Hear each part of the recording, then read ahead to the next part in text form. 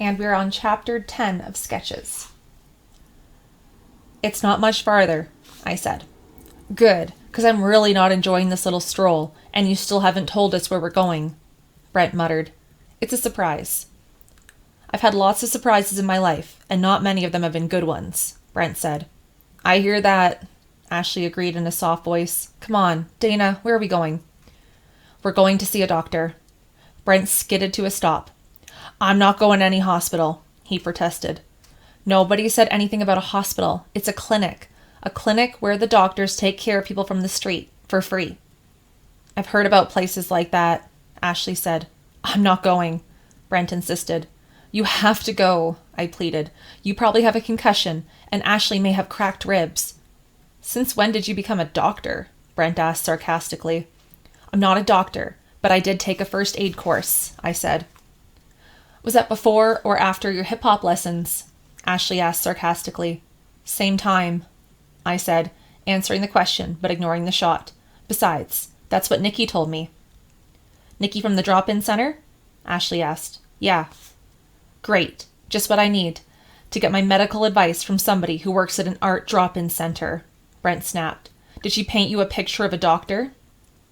How about you stop being such a jerk and listen to what I have to say? I answered sharply. She knows a lot of things besides art, and she's smart enough to know that you two need to see a doctor. I'm fine, Brent said. Are you? I asked. I turned to Ashley. Are you? She didn't respond at first, and then shook her head. I know it still must hurt, and you're having trouble breathing, right? It hurts a lot, she admitted. When I take a deep breath, it feels like somebody is sticking a knife into my lungs. I turned back to Brent. And you're not going to tell me that your head still isn't hurting at least a little?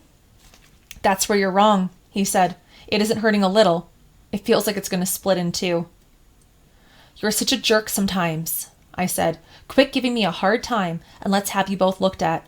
Nobody's going to give you a hassle. Nikki said you don't even have to give them your names if you don't want to. And how does she know that? Brent asked. She knows because she arranged it. So help you just shut up for a while, and let's get the two of you checked out. Which one of you is Dana? The woman asked as she walked into the gloomy, dirty waiting room. It looked more like the sort of place you'd catch a disease than where you'd be cured of one. I am, I said as I put down the newspaper. And you have two friends with you, right? Yeah, these two, I said, motioning first to Ashley and then to Brent. The waiting room was crowded with kids, street kids, and older street people, the sort who slept on heating grates and pushed around shopping carts filled with garbage. There was one woman sitting in the corner, having a loud argument with herself, and she seemed to be losing. All three of you come this way, the woman said. The chair I was sitting on groaned as I got to my feet. I was happy to follow her, happy to leave the crowded, foul-smelling room. We entered a little examination room. There was another woman waiting there. She looked young. I'm Beth, she said. Now which one of you is Dana? I held up my hand. And you two are... she asked. We heard we didn't have to give our names, Brent said. You don't, but first names are helpful. It stops me from saying, hey you, buddy, all the time, she explained. She's Ashley and he's Brent. Good to meet you both. So, let me hear about the problem, she began. We already told everything to that receptionist, and now we have to tell you, and then we're going to have to explain it all to the doctor again, and... You are explaining it to the doctor, she said, cutting Brent off. You're the doctor? The amazement in his voice reflected my own shock. Yep. Do you want to see my stethoscope? She asked as she pulled it out of the pocket of her lab coat. Yes. No. I just didn't think that you were a doctor, he spluttered. She laughed. I get that all the time. Maybe because I look young. Really young, Ashley added. Yeah, really young, she agreed. I guess when I get older that'll be a good thing, but for now it's a real pain. Okay, who am I going to see first? She asked. Ashley, Brent said. She's worse than me. Fine. Can you get up on my examination table, please? Ashley went over to the table, and as she climbed up, she let out a little whimper of pain. The doctor was looking at some papers, the papers the receptionist had drawn up. So your ribs are hurting you, she said. Which side? Left. The doctor lifted up Ashley's shirt and started touching her bruised ribs. Ashley shrieked in pain as the doctor found a tender spot. Is something broken? Ashley asked. Fractured. 2 of your ribs, maybe a third. This sort of injury is common when somebody is kicked. Is that what happened?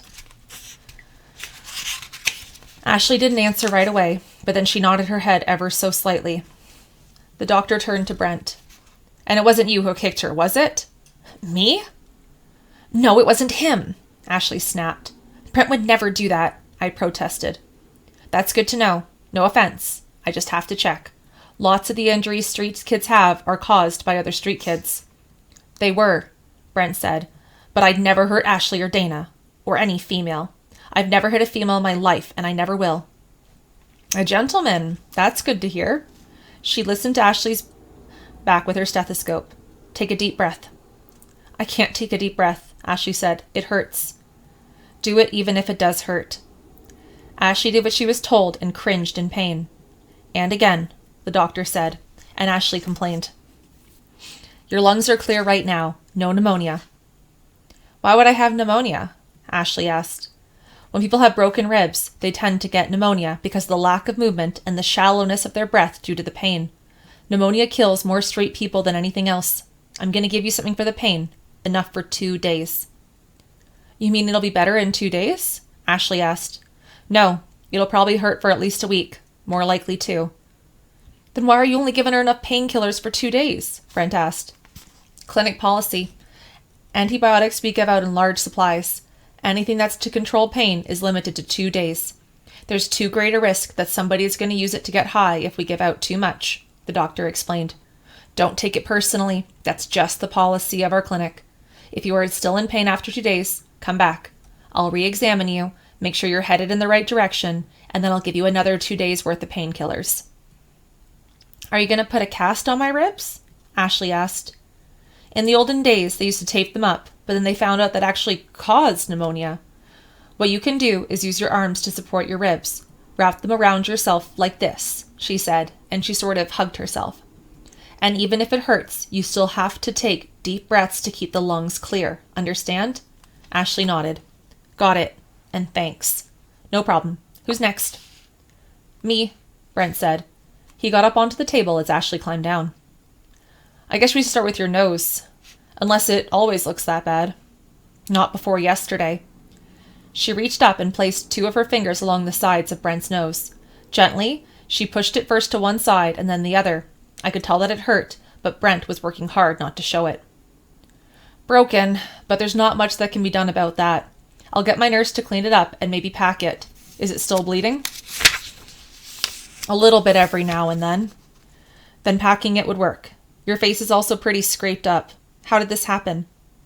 I got kicked in the side of the head. I'll get that cleaned up well and give you an ointment to put on it so it doesn't get infected. She looked down at her papers. I'm more worried about the inside of your head. He didn't kick me on the inside of my head, Brent said. Is he always this funny? The doctor asked me and Ashley. He always thinks he's funny, Ashley replied. The doctor pulled out a small flashlight. Look at the light. She held it in front of one eye and then the other. Did you lose consciousness? Nope. Vomit? Felt like it, but I didn't. Good. You've suffered from a concussion. If you'd come right after the assault, I would have recommended that you be woken up every 2 hours or so. I told you so, I said. When did this happen? The doctor asked. Last night, Brent said. Then there's nothing else that needs to be done. You might have a headache for a couple of days. I'll give you something for pain as well. 2 days' worth. I can see you both again in 2 days. Brent climbed down off the examination table and the doctor turned to me. Do I need to examine you too? I'm fine, honestly.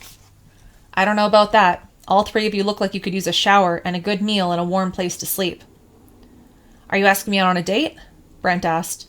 The doctor broke into laughter. I think I'll pass on that. Although, I know a couple of places where you can get a meal tonight. We know all those places, Brent said. We like to take care of ourselves. Independence is important, the doctor said, and so is knowing when you need some help. I'll see you in 2 days. Even if you're feeling better, you come back. Promise? We'll be here, Doc, Ashley said. I'll make sure they come back, I added.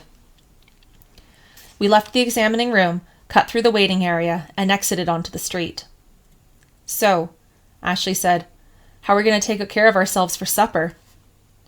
We've still got a few hours before dark. Maybe we can do some panhandling, Brent suggested. I'm hungry now, and my side is really hurting. I just want to sit down and have something to eat. Then maybe we should, I said. My treat. Your treat? Brent and Ashley asked together. Would $24 be enough to buy us all supper? I asked innocently as I pulled the money out of my pocket. More than enough. Where did you get it? Ashley asked. Let's eat, I said. Maybe tomorrow I'll show you how I did it.